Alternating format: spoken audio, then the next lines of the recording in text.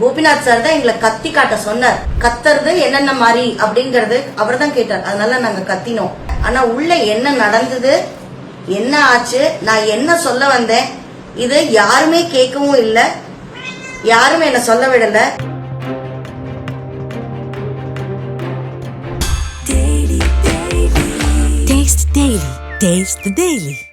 வணக்கம்.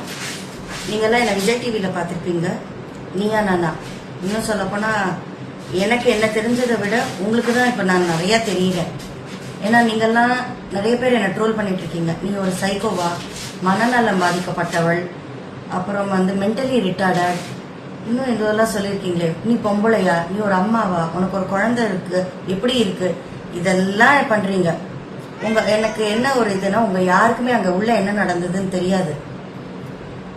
உங்களுக்கெல்லாம் தெரிஞ்சதெல்லாம் குழந்தையும் நாயும் ஒரு அந்த உயிர் எல்லாம் ஒன்னா அப்படிங்கிறது மட்டும்தான் உங்க வரைக்கும் எல்லாம் தெரியும். என்ன கேள்வி கேட்டது நான் ஆரம்பிச்சது, எனக்கு அவரோட இது என்ன ஃபீலிங்கிறது புரியுறது. எனக்கு 2 வாட்டி ஆக்சிடென்ட் ஆச்சு, 2 வாட்டி குறுக்க குழந்தை ஓடி வந்தது. ஒரு நாய் குறுக்க ஓடி வருதும் ஒரு குழந்தை குறுக்க ஓடி வருதும் ஒன்னா, 2 உயிரும் ஒன்னா அப்படின்னு அங்கேயே கத்திட்டு என்னை நிறுத்தியாச்சு. பட் அப்ப கூட நான் குழந்தை நாயின்னு சொல்ல வரலன்னு அப்ப கூட நான் அதுல இதுல பாத்தீங்கன்னா ஷோல பாத்தீங்கன்னா இருக்கும், என்ன பேசவே விடல, கத்தியாச்சு, ஸ்டாப் பண்ணியாச்சு. ஆனா என்ன நடந்தது, என்ன எனக்கு நான் சொல்ல வந்தேன்னு யாருமே கேட்கறதுக்கு இல்லை. என்ன அங்கேயே நிறுத்தியாச்சா.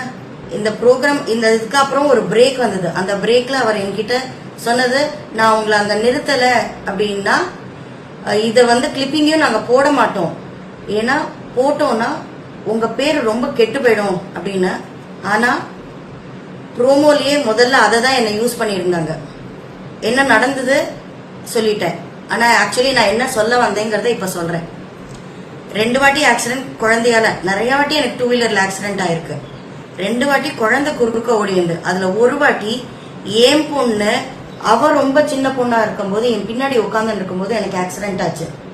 குழந்தை குறுக்க ஓடி வந்து என் கையில இடிக்கவும், என் வண்டி இது நான் பிரேக் அடிக்கவும் வண்டி ஸ்கிட் ஆகி கீழே விழுந்து, அந்த குழந்தையும் கீழே விழுந்திருக்கு, நான் கீழே விழுந்து என் மேல வண்டி விழுந்திருக்கு, என் பொண்ணு விழுந்திருக்கா. அந்த கண் சிமிட்டும் நேரம் எல்லாமே நடந்தது. அதே கண் சிமிட்டும் நேரம் என் உயிர் என்னை விட்டு வெளில போய் வந்தது.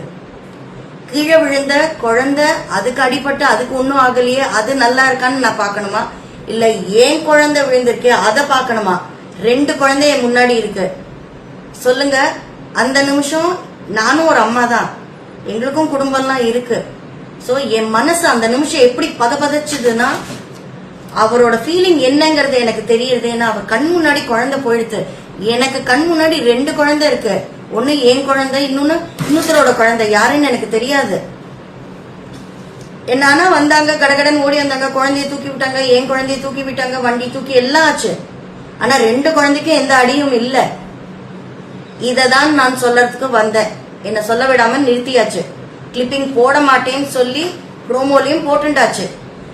இதுல எல்லாத்த விட என்ன இதுனா, எதிரணி அப்படின்னு சொல்லி பாதிக்கப்பட்டவங்கன்னு உட்கார்ந்து இருந்தாங்களே, அவங்கள இருந்து ஒருத்தர் தான் எனக்கு போன் பண்ணி, அக்கா போட மாட்டேன்னு சொன்னாங்களே, உங்களதான் அக்கா முதல்ல ப்ரோமோல போட்டிருக்காங்க இத அப்படின்னு சொன்னாங்க. இதுதான் அன்னைக்கு நடந்தது. இன்னொன்னு,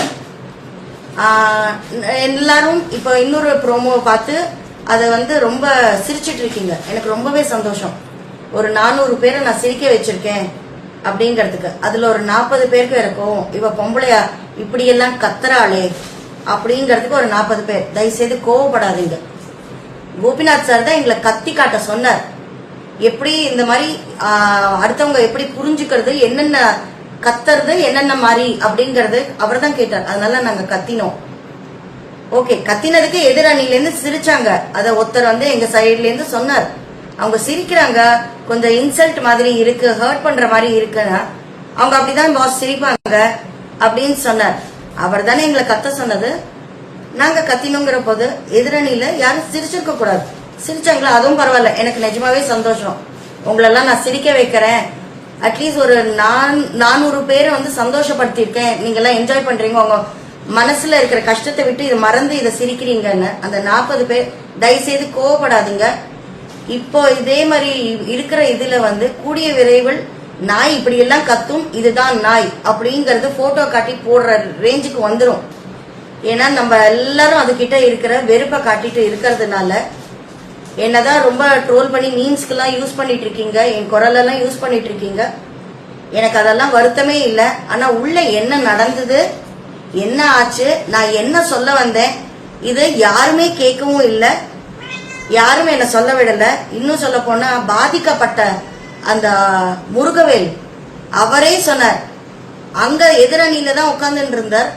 அவரே சொன்னார், நீங்க என்ன சொல்ல வரீங்கறதே கேட்காம நிறுத்திட்டாங்க, நீங்க ஏதோ பாதிப்பா இருக்கீங்க, உங்களுக்கு பாதிச்சிருக்குங்கிறது தெரிஞ்சது அப்படின்னு அவரே புரிஞ்சுட்டார். எனக்கு நீங்க யாரு கமெண்ட் போடுறதும் எனக்கு பிரச்சனை இல்லை, அவருக்கு புரிஞ்சுட்டார் என்ன. அதனால அது வரைக்கும் எனக்கு ஓகே. நன்றி.